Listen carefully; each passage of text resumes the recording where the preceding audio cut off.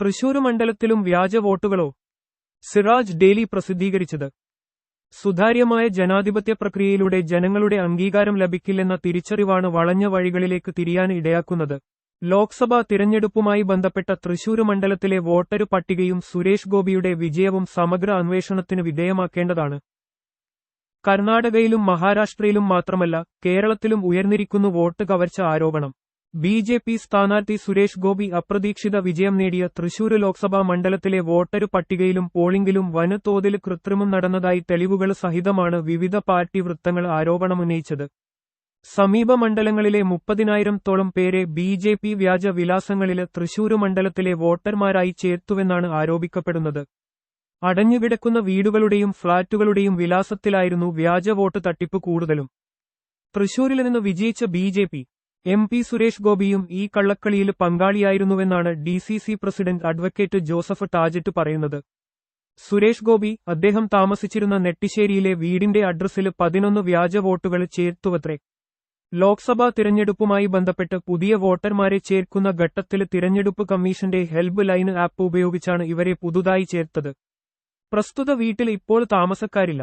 തദ്ദേശ തിരഞ്ഞെടുപ്പിന്റെ മുന്നോടിയായി തൃശൂർ കോർപ്പറേഷന് പ്രസിദ്ധീകരിച്ച പട്ടികയില് മേൽപ്പറഞ്ഞ 11 വോട്ടർമാരുടെ പേരുകൾ കാണുന്നുമില്ല. ഇവരെവിടെ പോയി? നേരത്തെ എങ്ങനെ പട്ടികയിൽ കടന്നുവന്നു? കമ്മീഷന് വൃത്തങ്ങൾ മറുപടി പറയേണ്ടതുണ്ട്. ബൂത്ത് നമ്പർ 30-ലും സമാനമായ രീതിയിൽ 45 വ്യാജ വോട്ടുകൾ ചേർത്തതായി ജോസഫ് ടാജറ്റ് ചൂണ്ടിക്കാണിക്കുന്നു. സുരേഷ് ഗോപിയുടെ സഹോദരന് സുഭാഷ് ഗോപിക്കും ഭാര്യക്കുമുണ്ട് തൃശൂര്, കൊല്ലം ലോക്സഭാ മണ്ഡലങ്ങളിലായി ഇരട്ട വോട്ട്. സുരേഷ് ഗോപിയുടെ കുടുംബ വീടായ ലക്ഷ്മി നിവാസിന്റെ അഡ്രസ്സിലാണ് കൊല്ലത്ത് ഇവരുടെ വോട്ട്. തൃശൂരില് സുരേഷ് ഗോപിയുടെ വീടായ ഭാരത് ഹെറിറ്റേജിന്റെ അഡ്രസ്സിലും. സുരേഷ് ഗോപിയുടെ അനുയായി കോട്ടയം പാല സ്വദേശി ബിജു പുളിക്കണ്ടം, അവരുടെ ഭാര്യ, മലപ്പുറത്തെ ബി.ജെ.പി. നേതാവായ വി. ഉണ്ണികൃഷ്ണന് എന്നിവർക്കും ഇരട്ട വോട്ടുള്ളതായി കണ്ടെത്തിയിട്ടുണ്ട്. പൂങ്കുന്നത്തെ ക്യാപിറ്റൽ വില്ലേജ് അപ്പാർട്ട്മെന്റില് വാടക താമസക്കാര് അറിയാതെ 9 വോട്ടുകൾ ചേർത്തതായി ഫ്ളാറ്റില് താമസിക്കുന്ന ഒരു കുടുംബം മീഡിയ മുമ്പാകെ വെളിപ്പെടുത്തിയിരുന്നു. ബൂത്ത് ലെവൽ ഓഫീസറായിരുന്ന ആനന്ദ് സി മേനോന് ഈ ആരോപണം ശരിവച്ചിട്ടുമുണ്ട്. ഒഴിവാക്കിയ പേരുകളാണ് രണ്ടാമതും ലിസ്റ്റിൽ ഇടം പിടിച്ചതെന്നും ഇതെങ്ങനെ സംഭവിച്ചുവെന്ന് തനിക്കറിയില്ലെന്നും അദ്ദേഹം പറയുന്നു.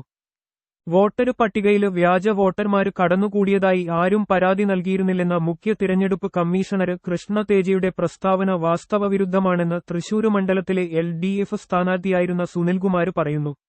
2024 മാർച്ച് 25, ഏപ്രിൽ 25, 26 തീയതികളില് മണ്ഡലത്തിലെ ചീഫ് ഇലക്ഷൻ ഏജന്റ് കെ.പി. രാജേന്ദ്രന് പരാതി നൽകിയിരുന്നു. എന്നാൽ പരിഹാരമുണ്ടായില്ല. കൃഷ്ണതേജ പരാതികൾ ഉന്നത തലത്തിലേക്ക് നൽകിയില്ലെന്ന് സംശയിക്കുന്നതായി സുനിൽകുമാർ പറയുന്നു. അന്ന് പക്ഷേ വേണ്ടത്ര ശ്രദ്ധിക്കപ്പെടാതെ പോയി തൃശൂർ മണ്ഡലവുമായി ബന്ധപ്പെട്ട പരാതികള്. ഇപ്പോൾ കർണാടകയിലെയും മഹാരാഷ്ട്രയിലെയും വോട്ട് കവർച്ച വ്യക്തമായ തെളിവുകൾ സഹിതം രാഹുൽ ഗാന്ധി കണ്ടെത്തിയ സാഹചര്യത്തിലാണ് തൃശൂർ വീണ്ടും വാർത്തയിൽ നിറയാൻ തുടങ്ങിയത്. തൃശൂർ കോർപ്പറേഷന് പരിധിയിലെ അപാർട്ട്മെന്റുകളിൽ ആളൊഴിഞ്ഞുകിടക്കുന്ന ഫ്ളാറ്റുകളുടെ പട്ടിക തയ്യാറാക്കി അവയുടെ വാടക ഷീറ്റുകൾ തരപ്പെടുത്തിയാണ് മണ്ഡലത്തില് ബി.ജെ.പി. വൻതോതില് വ്യാജ വോട്ടുകൾ സൃഷ്ടിച്ചതെന്നാണ് എൽ.ഡി.എഫ്., യു.ഡി.എഫ്. നേതാക്കൾ ആരോപിക്കുന്നത്. ജപ്തി ചെയ്യപ്പെട്ട ഫ്ളാറ്റുകളുടെ അഡ്രസ്സിൽ വരെ വ്യാജ വോട്ടർമാരെ ചേർത്തിയിട്ടുണ്ട്. വോട്ടരു പട്ടികയിൽ പേര് ചേർക്കാന് മണ്ഡലത്തില് ചുരുങ്ങിയത് 6 മാസത്തെ സ്ഥിരതാമസം വേണമെന്ന നിബന്ധനയിൽ തിര. കമ്മീഷന് 2023 വരുത്തിയ ഭേദഗതിയുടെ ആനുകൂല്യം ഉപയോഗപ്പെടുത്തിയാണ് അനർഹരായ വോട്ടർമാരെ പട്ടികയിൽ തിരുകിക്കയറ്റുന്നത്. കൃത്യമായ കാലയളവ് നിജപ്പെടുത്താതെ അനുയോജ്യമായ കാലയളവിൽ താമസമാക്കിയവർക്ക് വോട്ടരു പട്ടികയിൽ പേര് ചേർക്കാമെന്നാണ് 2023 പുറത്തിറക്കിയ ഇറോള് മാനുവലിൽ പറയുന്നത്. ഇതനുസരിച്ച് തിരഞ്ഞെടുപ്പിന്റെ 2-3 നാൾ മുമ്പ് താമസമാക്കിയവർക്ക് പോലും ഏതു മണ്ഡലത്തിലേക്കും വോട്ട് മാറ്റാനാകും. വോട്ടവകാശം വ്യാജമായി നേടിയെടുക്കുന്നതിന് ഏറെ പഴുതുള്ള ഇത്തരമൊരു ഭേദഗതി കൊണ്ടുവന്നതിന്റെ പിന്നിലെ തിര. കമ്മീഷന്റെ ചേതോവികാരമെന്തെന്നത് അവ്യക്തം. ഈ നിയമം കൂടുതൽ ദുരുപയോഗം ചെയ്യുന്നത് ബി.ജെ.പിയാണെന്നാണ് സമീപ നാളുകളിലായി പുറത്തുവന്നുകൊണ്ടിരിക്കുന്ന റിപ്പോർട്ടുകൾ വ്യക്തമാക്കുന്നത്. രാജ്യത്താകമാനം തിരഞ്ഞെടുപ്പ് അട്ടിമറി നടത്താതെ നിർണായകമായ ചില മണ്ഡലങ്ങൾ കേന്ദ്രീകരിച്ചാണ് വോട്ട് ചേർക്കലിലും വോട്ടിംഗിലും ബി.ജെ.പി. ആസൂത്രിതമായി കൃത്രിമം നടത്തിയതെന്നാണ് മനസ്സിലാകുന്നത്. കേരളത്തിലെ തൃശൂർ മണ്ഡലം ഈ പട്ടികയിൽ ഇടം പിടിച്ചിരുന്നു.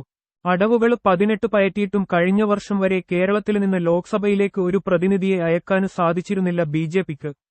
ഈ വിടവ് നികത്താൻ ക്രൈസ്തവ സമൂഹത്തെ സ്വാധീനിക്കുന്നതിനു പുറമെ വ്യാജവോട്ടുകൾ പരമാവധി തരപ്പെടുത്താനും ബി.ജെ.പി. പദ്ധതി തയ്യാറാക്കിയിരുന്നുവെന്നാണ് മനസ്സിലാകുന്നത്. സുതാര്യമായ ജനാധിപത്യ പ്രക്രിയയിലൂടെ ജനങ്ങളുടെ അംഗീകാരം ലഭിക്കില്ലെന്ന തിരിച്ചറിവാണ് ഇത്തരം വളഞ്ഞ വഴികളിലേക്ക് തിരിയാൻ ഇടയാക്കുന്നത്. ലോക്സഭാ തിരഞ്ഞെടുപ്പുമായി ബന്ധപ്പെട്ട തൃശൂർ മണ്ഡലത്തിലെ വോട്ടരു പട്ടികയും സുരേഷ് ഗോപിയുടെ വിജയവും സമഗ്ര അന്വേഷണത്തിന് വിധേയമാക്കേണ്ടതാണ്.